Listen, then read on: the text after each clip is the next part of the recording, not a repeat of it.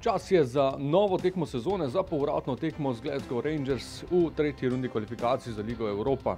In težavna naloga. Toda po velikem razočaranju prejšnji četrtek se v zadnjih dnevih v moštvo vrnil optimizem in pa vera v preobrat. Trener večjih težav s sestavo ekipe nima.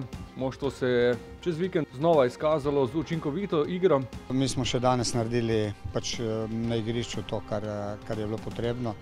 Fantje se vidi, da gorijo, da komaj čakajo jutrišnje srečanje, da s ciljem enostavno da odigramo eno top tekmo in proti nasprotniku, kateri ima svoje kvalitete, vendar bomo poskušali na vsak način izkoristiti njihove pomanjkljivosti in pač odigrati eno res odlično tekmo. V tem pogledu je v zadnjih tednih v zelo dobri formi tudi Jasmin Mešanović, ki se je izkazal najprej kot strelec v Kidričevem, potem pa tudi kot asistent na zadnje proti Gorici.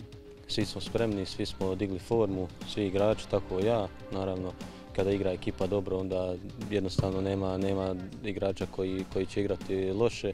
Jednostavno pozitivno je sve u slačionici i tako ulazimo sutra u utakmicu. Tako Mešanović, ki se zaveda, da bo potrebna za napredovanje popolna tekma, potrebna pa bo tudi pozitivna energija, veliko podpore s tribun.